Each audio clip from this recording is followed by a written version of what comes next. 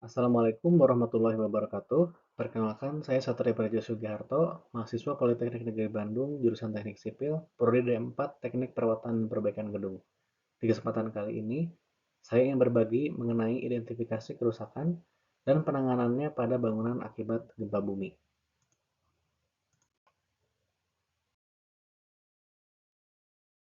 Berikut ini adalah alur pembahasan yang akan kita lalui.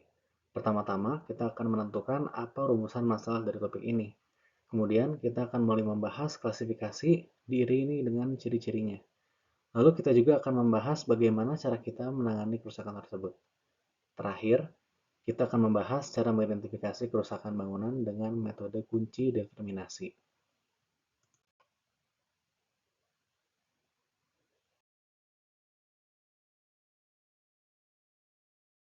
Apa saja rumusan masalah yang terdapat pada pembahasan kali ini?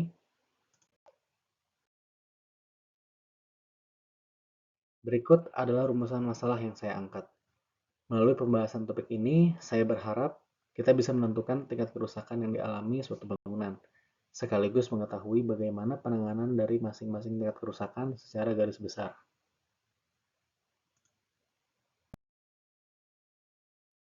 Mari kita bahas topik utamanya, yaitu klasifikasi tingkat kerusakan pada bangunan akibat gempa.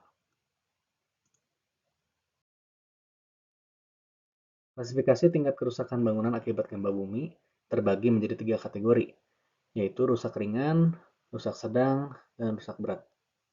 Bagaimana ciri-ciri dari masing kategori? Mari kita bahas di slide selanjutnya.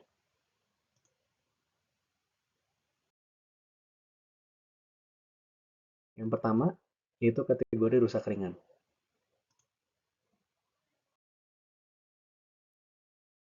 Ciri-ciri dari kerusakan bangunan ringan diantaranya meliputi dinding retak halus, plafon lepas, plesteran terkelupas, dan genteng berjatuhan.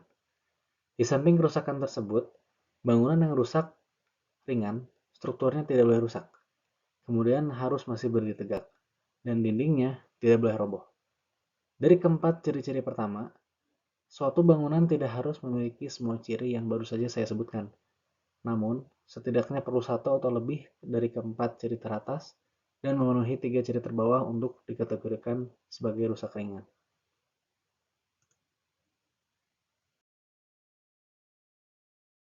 Berikut ini adalah gambar contoh kerusakan pada bangunan rusak ringan.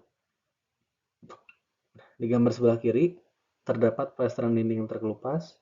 Kemudian di gambar kedua, atau yang tengah, terdapat plafon yang terlepas. Dan yang terakhir, di gambar paling kanan, terlihat berupa genteng yang terlepas ini, bagian atas.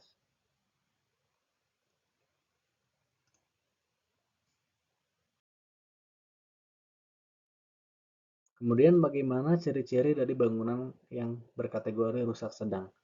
Mari kita lihat.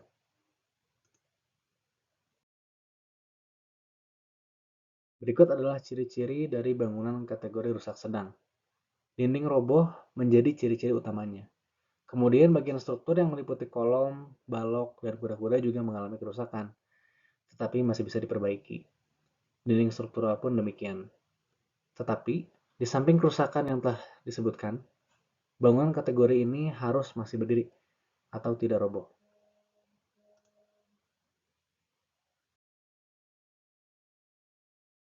Berikut adalah contoh gambar dari bangunan kategori rusak sedang. Ketiga gambar ini memiliki ciri-ciri yang sama, yaitu dinding partisinya rusak, tetapi bangunannya masih berdiri tegak. Boleh kita lihat sebelah gambar ini, dinding partisinya rusak, ciri-cirinya sama semua, tetapi bangunannya masih berdiri tegak. Berdiri tegak ya. Kemudian adalah kategori terakhir, yaitu kategori rusak berat. Bagaimana ciri-cirinya? Mari kita lihat. Berikut ini adalah ciri-ciri dari bangunan yang rusak berat. Kategori ini adalah kategori yang paling mudah diidentifikasi. Ciri-ciri dari kategori ini adalah yang pertama, strukturnya, yaitu kolom dan balok rusak parah. Yang kedua, bangunannya miring. Dan yang terakhir, terdapat dinding yang roboh.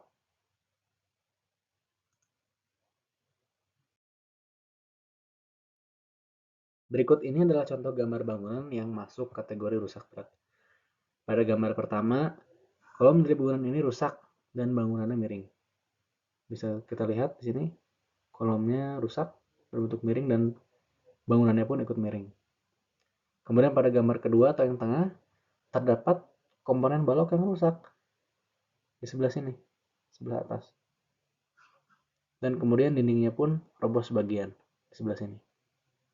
Dan pada gambaran terakhir atau yang sebelah kanan, kolom dan balok juga rusak parah. Di sini bisa kita lihat, kolom dan baloknya tidak ada. Kemudian terdapat dinding partisi yang roboh sebagian.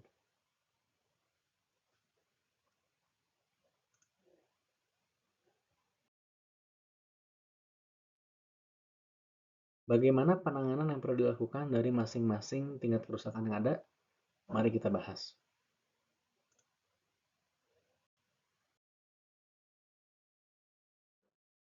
Apabila bangunan masuk ke kategori rusak ringan, maka penanganan yang perlu dilakukan hanya perbaikan kosmetik.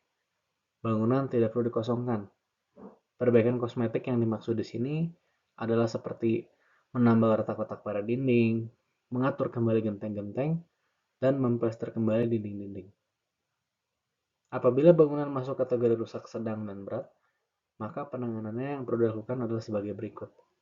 Yang pertama, injeksi air semen atau bahan-bahan epoksi ke dalam retak-retak halus pada dinding pemikul beban, balok, atau kolom. Yang kedua, memasang jaringan kawat ayam pada bagian yang retak dalam. Yang ketiga, menambah tulangan pada balok atau kolom yang mengalami retak besar. Yang keempat, memberi tulangan pada dinding pemikul beban. Dan yang terakhir, menambah tulangan pada balok atau kolom yang mengalami retak besar. Kemudian bisa juga dengan melakukan perkuatan. Di antaranya itu yang pertama, menambah dinding pengisi, dinding sayap, kolom. Yang kedua, mengikat semua unsur pemikul beban menjadi satu kesatuan. Yang ketiga, memberi ikatan silang pada portal. Dan yang terakhir, menambah tulangan utama dan sengkang pada balok atau kolom.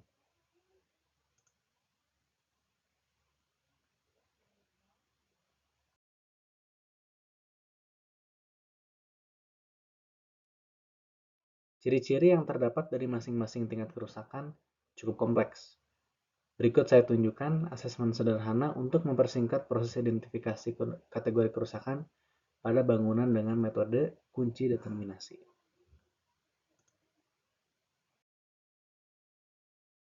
Berikut adalah kunci determinasinya. Dimulai dari pertanyaan 1, apakah struktur rusak parah? Jika iya, maka bangunan otomatis masuk ke kategori rusak berat. Apabila tidak, maka kita lanjutkan ke pertanyaan berikutnya, yaitu pertanyaan 2. Apakah dinding roboh? Sebagian roboh. Jika iya, maka bangunan termasuk kategori rusak sedang. Jika tidak, maka kita lanjutkan ke pertanyaan yang berikutnya, pertanyaan 3. Apakah terdapat satu atau lebih dari hal berikut? Plesteran terkelupas, dinding retak halus, plafon lepas, atau genteng berjatuhan? Jika iya, maka bangunan masuk ke kategori rusak ringan. Jika tidak, maka bangunan tidak rusak sama sekali.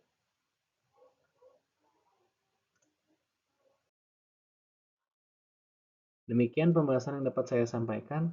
Mohon maaf apabila ada kata yang kurang berkenan. Salam sehat. Wassalamualaikum warahmatullahi wabarakatuh.